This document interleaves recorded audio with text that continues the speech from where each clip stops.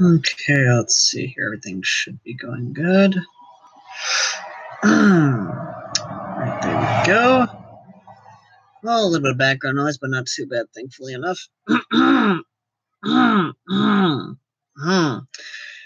Hello, ladies and gentlemen. I'm your host, Self-Dial, and today I want to bring you an update to the M16 project, which, of course, is a idea that I had when watching in-range TVs. What would Stoner do? And this one was actually kind of a cool idea to kind of follow on. And as you may know, when I get an idea in my head, I follow through with it. Also, I'm sorry for the webcam quality. I forgot my actual webcam at home, and I'm using my computer's built-in webcam, which is always so fun, but either way. So, here's where things have gotten a little bit fun. When I posted the idea and the actual parts list on, well, Facebook, a lot of people started chiming in about what parts can leave, what parts can go, and if you'd actually seen the the original M16 video, which is still up, by the way, the original parts list included a lot of things. Includes a lot of things like a fully ambidextrous mag release, a fully ambidextrous charging handle, a Angel Customs type bore and a barrel, and a lot of things that were not exactly needed, according to some of my friends. One of my other friends, thankfully enough, David, aka Dice Airsoft, actually stepped in and was like, hey, I actually know PTS. I actually am a part of MagPul. Let me help you out. Not like he works for MagPul. No, he's just like a member of the group, and he actually is sponsored by them in a way. But the way that, let me sit down real quick because standing up actually kind of hurts a bit. So, with his help, I was able to compile a list of things that actually does help out, does actually contribute to the project, and actually cut it down from the almost $500 price tag to the price tag you're about to actually see. So let me go through the parts list. Well, before I go through the parts list, let me just go ahead and say this now. Originally, I wanted to kind of do it like a M16A3, but then I started thinking, you know what? And when talking with David, it's like, you know what? If MagPul was to actually make a M16A1, they would make an M16A1. They wouldn't have a removable carry handle. So, stuck with the original M16A1 idea. So, here we go. Now, the base gun we'd be building off of would be the SEMA M16A1 polymer body, which comes about $135. By the way, you might want to go ahead and start adding the prices up, adding this up as we go along. Now, of course, the MOE stock, which is the MagPul MOE stock, would be black, and that is $66.45. And then, of course, for the front handle, it would be the MagPul MOE M-Lock rifle handguard, which is in black also. That's $37.95. And then, of course, for the trigger guard, there'd be the MagPul MOE trigger guard, which is in black also. That's $8.50. $8.50. Now, for the magazines, I was originally going to go with the A&K short mid caps, which had that MagPul design to it, but a lot of guys were immediately like, no. So I'm like, okay. And they decided to tell me, go with the GMP short mags. They work a little bit better. So I was like, okay. So I went with the GMP 140 round short style Skull Frog high cap magazine, which is $13. Then, of course, moving on, we have the PTS Enhanced Polymer Compact, Polymer Grip Compact, which is black also. That is $17.96. Granted, the majority of these things are on sale on Evike, so prices would vary if the sales end on them. Now, for the type bore inner barrel, it was originally the Angel's custom type bore inner barrel, but of course, people said don't go with those. Those are kind of even though I've got one in my gun. But you know what? I went with David's advice, Dice Airsoft's advice, and I was like, you know, follow his advice. So I went with the Prometheus 6.03 EG type bore inner barrel, 509 millimeter length barrel, which is $65.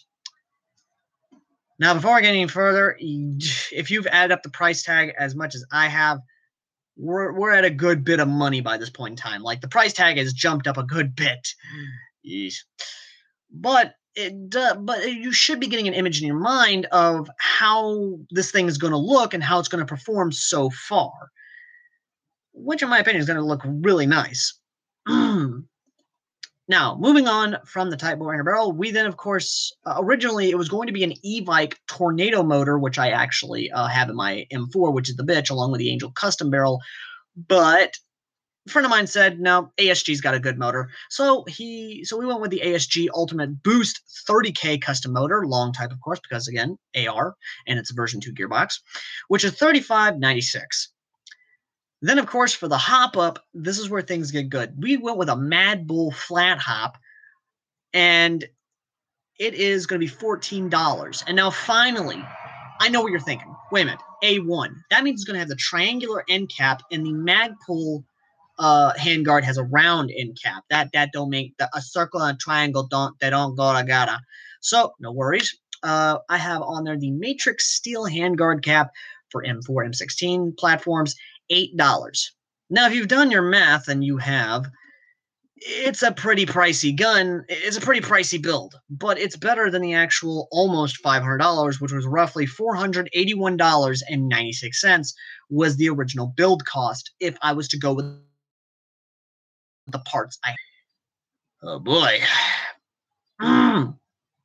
So the total of the cost is, drumroll please, $401.82. You're correct. $401.82 is the total cost for this build. Better than the original price tag of almost $500, but still in the $400 ballpark. Now, granted, this will never happen. Well, over the years, it's probably going to happen, but really, I don't got the funds to. And this is where you guys actually come in. You guys can actually help out with this build by either A, contacting Tony, aka Apex, through his Instagram, which is down below in the description, and getting a PayPal to donate to. I'm only asking $1 or $2 of donations for the build, and when we get there, we'll actually completely build the entire thing up, and we'll basically say, hey, here we go. This is it. This is a MagPul M16. Let's have some fun. Of course, another way which will maybe save you money, I don't know, is if you have any MagPul, if you have the parts listed that I've listed lying around and you're not really doing anything with them, send them my way, and we'll go from there. And I will, of course, credit you for the parts that you send in. Now, there is an option 3. Option 3 is take my idea and improve upon it, or take it and do it yourself if you have the funds to.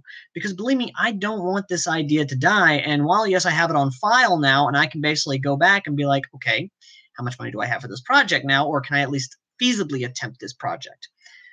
And really, it's one of those ideas that I had because it was an interesting idea to me personally. And while, yes, everyone will say, oh, it's just an AR-15, it may be, but it's going to have that classic Americana look of the M16A1 that my grandfather served with in Vietnam, but just updated to, well, be a MagPul M16A1.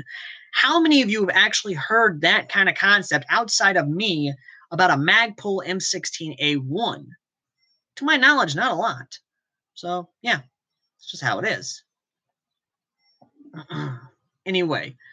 Thank you all for joining me. As always, I've been Airsoft Al, and if you do follow through with the project idea, hit me up. I mean, send me a photo, do something. I mean, I'll gladly show your build on my channel, and I'll give credit towards you, because honestly, there isn't a lot of VN style or even updated Vietnam style guns in Airsoft, in my opinion.